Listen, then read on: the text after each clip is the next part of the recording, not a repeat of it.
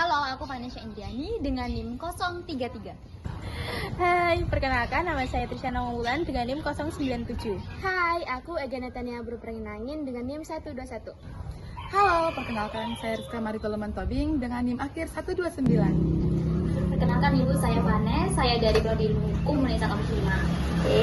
Pada kesempatan kali ini saya dengan teman-teman saya akan mewawancarai tentang perspektif hukum tata negara dengan pengadilan agama yang ada di Kabupaten Magetan. Jadi langsung saja Ibu. Jadi pertanyaan yang pertama itu di dalam perspektif hukum tata negara kan itu ada hukum nasional, ada juga hukum Islam yang ada di pengadilan agama. Apakah itu justru menguatkan atau melemahkan konsep yang disebut dengan wacana pembangunan hukum di Indonesia? Baik, saya sebagai narasumber yang kalian pilih ya, Dik. Terima kasih sudah memilih kami. Nama saya Dana, saya jabatannya di Pengadilan Agama Magetan yaitu sebagai Peranata Keuangan APBN Terampil, di mana saya bekerja di bagian Kesekretariatan Pengadilan Agama Magetan. Jadi saya mau memperkenalkan dulu, Pengadilan Agama Magetan itu adalah instansi di bawah Mahkamah Agung. Mahkamah Agung itu ada 4, ya. Yang pertama itu Pengadilan Agama, Pengadilan Negeri, Pengadilan Tata Usaha Negara, dan Pengadilan Militer. Di mana 4 pengadilan itu mempunyai hak dan kewajiban masing-masing. Seperti Pengadilan Negeri menghandle kayak tindak pidana kejahatan, terus tindak pidana yang selain perceraian Islam. Kalau perceraian agama lain mungkin bisa di pengadilan negeri. Kalau pengadilan agama itu menaungi seperti cerai gugat, cerai talak, waris, kemudian hibah, warisan, serta asal usul anak. Untuk militer mungkin untuk teman-teman militer yang bermasalah. Kalau tata usaha negara untuk kayak ada demo tentang perdagangan dan sebagainya. Nah, untuk menjawab itu kami sangat terbantu banget untuk kalau ada yang apa tadi? Pembangunan nasional. Iya, karena apa? Hukum Islam itu kan harus dikuatkan dengan hukum yang ada di Indonesia seperti pembangunan itu. Kalau nggak ada dasar itu, kami juga bingung. Apalagi kita kan harus bersyariah Islam. Jadi kalau patokannya cuma Islam aja, nanti ditakutkan tidak bisa diterima di kalangan masyarakat. Jadi lebih sangat dikuatkan dengan pasal-pasal yang ada di KUHP nanti. Cuman untuk pasal-pasal saya belum terlalu mendalami karena bagiannya bukan di perkara. Terima kasih ya Ibu kalau gitu. Oke, pertanyaan saya, bagaimana pengadilan agama itu menjalankan prinsip negara hukum dan menerapkan keadilan saat melayani masyarakat? Oke, baik, langsung saya jawab ya. Yang pertama tadi untuk bagaimana pengadilan agama itu menerapkan prinsip negara hukum. Prinsip negara hukum, baik. Di sini kan di pengadilan itu kita kan menangani masyarakat yang notabene membutuhkan keadilan ya. Jadi kita itu harus sangat adil dalam melayaninya. Contoh ya, masyarakat itu memerlukan A, B, C, D, E. Jadi kita itu tidak boleh kayak mengesampingkan atau melihat orang tersebut itu dari kaya kah, dari suku kah, dari ras kah, itu kami tidak boleh membedakan. Jadi tetap kita layani, tetap kita beri bantuan, dan itu harus gratis.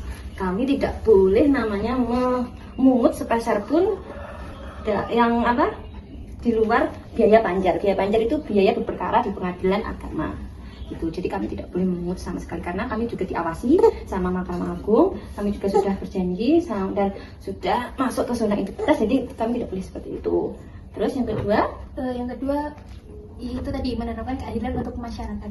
Oh gitu ya, seperti itu tadi ya Dik ya. Jadi intinya kami tidak boleh memandang masyarakat dari segi apapun, pokoknya harus dilayani sama rata pokoknya Dik. Baik Ibu, saya akan melanjutkan pertanyaan. Jadi dalam perspektif hukum tata negara itu kan negara wajib melindungi hak-hak setiap warga negaranya.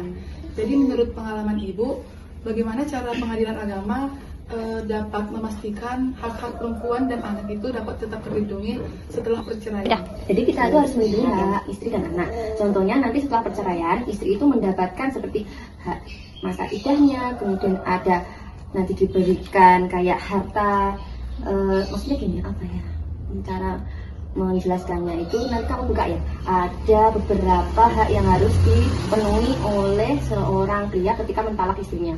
Jadi ada hak nafkah iddah, nafkah makmunah itu. Nah itu baru bisa diberikan ketika pengambilan akte cerai. Jadi nanti kalau suaminya itu mengambil akte cerai, nah itu harus membayar nafkah itu. Jadi insya Allah istri dan anaknya itu tidak ditelantarkan. Dan anak itu nanti juga dapat dana pendidikan sebesar apa yang telah disidangkan pada saat hakim mengatur tahu gitu. Dan untuk menjaga transparansi itu ketika ada putusan itu nanti dianonim. Kamu tahu anonim nggak?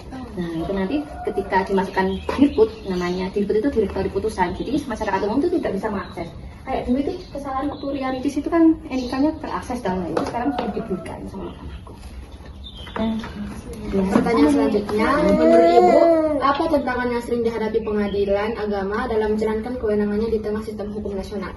Oke, yang pertama itu pihak itu kadang mohon maaf kurang paham untuk alurnya tentang pasal-pasalnya. Jadi kita itu harus menerangkan dengan pelan-pelan, dengan sangat kita itu harus jadi teman yang baik untuk mereka, jadi agar dia itu bisa tahu, oh alurnya seperti ini. Alur di pengadilan itu kan banyak dan rumit, ya itu pasti. Karena apa? Kita kan tidak bisa melanggar pasal-pasal yang tadi disebutkan. Jadi itu harus sesuai dengan aturan. Nah, itu yang kita banyak mendapatkan masalah. Kadang kita itu miskomunikasi sama orang. Jadi kalau kita minta A, ternyata ibunya yang datang itu minta B. Lah itu kan jadi harus kembali lagi. Contohnya kalau minta surat keterangan, lah itu dia bingung surat keterangan itu dari alamat A atau B, harusnya itu A cuma. Nah itu kan balik lagi dek, jadi nanti memperlambat waktu gitu. Jadi kita tuh harus pelan-pelan menjelaskannya. Yang kedua, orang datang ke pengadilan itu kan membawa masalah. Nah itu kita harus tetap tersenyum, pokoknya harus menjelaskan dengan sangat sabar gitu.